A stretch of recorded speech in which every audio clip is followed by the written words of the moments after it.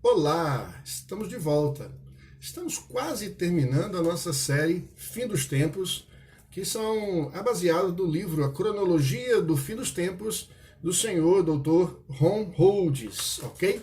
Nós fizemos no episódio passado, falamos sobre o término da Grande Tribulação e a volta de Cristo, ok? Falamos sobre a Batalha de Armagedon, como ela se daria aproximadamente. Veja bem que nós estamos fazendo pontuações, né, na ordem cronológica, sem necessariamente entrar no debate preciso de como acontecerá ou definirmos, por exemplo, muitos detalhes. Então tem muita história pela frente.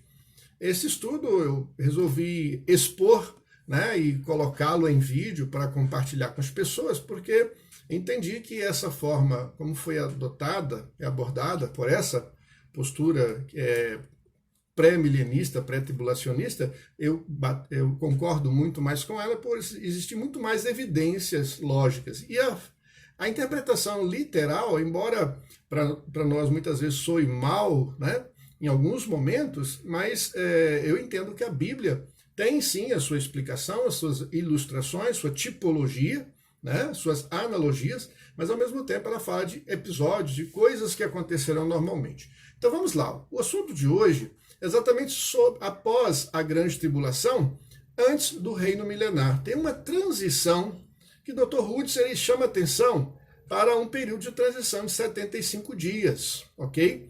Parece estar exatamente no fim da tribulação, entre o fim da tribulação e o início do reino milenar. A imagem do anticristo, nesse caso, que havia provocado a abominação desoladora, na metade da tribulação, será removida após 30 dias. Está lá em Daniel 12:11, descrito uma passagem que os estudantes, né, os doutores, atribuem a esse episódio. Ou seja, diz assim o seguinte lá em Daniel 12:11. Depois do tempo em que o sacrifício diário for tirado e posta a abominação desoladora, haverá ainda 1.290 dias. Então, isso multiplicado seria 1.260 dias, ou seja, 3 anos e meio. A abominação, então, desoladora será retirada do templo 30 dias após o final da tribulação.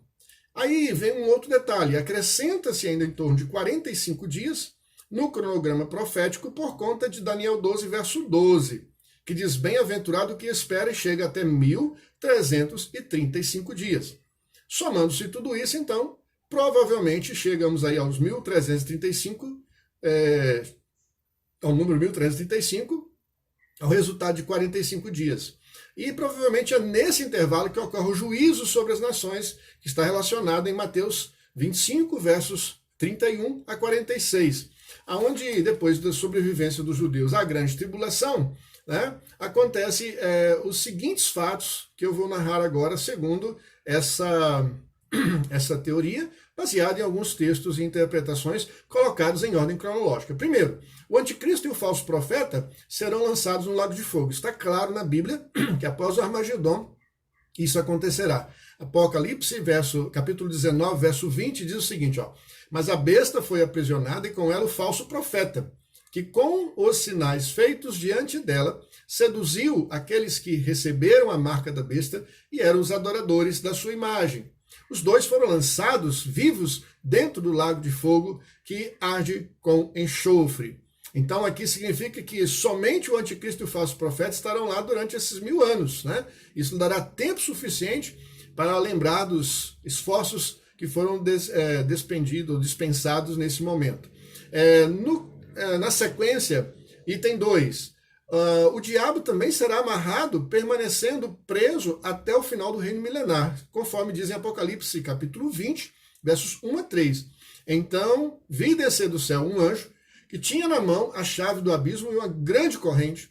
Ele segurou o dragão, a antiga serpente, que é o diabo, Satanás, e o prendeu por 1000 anos, lançando-o no abismo, fechou e pôs sobre ele, para que não mais enganasse as nações até se completarem os 1000 anos. Depois disso, é necessário. Poderíamos falar muita coisa sobre isso aqui, né? Mas nós vamos ficar por aqui só sabendo que é necessário que ele seja solto por um tempo ainda.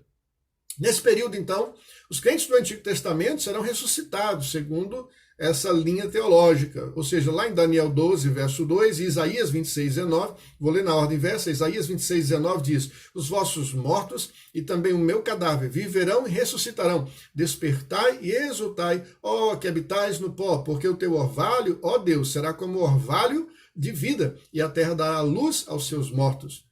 Daniel 12, 2, muitos dos que dormem no pó da terra ressuscitarão, uns para a vida eterna e outros para a vergonha e terror eterno.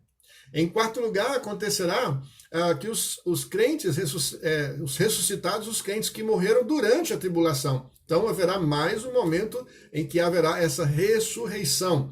Apocalipse capítulo 20, verso 4, diz o seguinte: vi também tronos, e nesses sentaram-se aqueles aos quais foi dada a autoridade de julgar. Vi ainda as almas de decapitados por causa do testemunho de Jesus, bem como por causa da palavra de Deus. Tantos quanto não adoraram a besta, nem tampouco a sua imagem, e não receberam a marca na frente e na mão, e viveram e reinaram com Cristo durante 1000 anos. Em quinto lugar, a opinião aqui de Reinhard Sauerns. Nesses 45 dias será restabelecida a estrutura do governo futuro milenar. Ok? Ainda no sexto item que segue aqui de decisões a serem tomadas e mudanças a acontecerem nesse episódio de transição, é que é possível que ao final deste intervalo de 75 dias, então, sejam celebradas as bodas do Cristo, o noivo celestial, com a sua igreja noiva. Se de fato for assim, ninguém afirma, mas esse Dr. Reinhard Sauerns coloca exatamente aqui nesse momento a possibilidade da bodas do Cordeiro. Ou seja, o convite para as bodas já foi mencionado em Apocalipse 18, 19 e 9. Ou seja, imediatamente antes da segunda vinda de Cristo. Está lá escrito: bem-aventurados aqueles que são chamados à ceia das bodas do Cordeiro.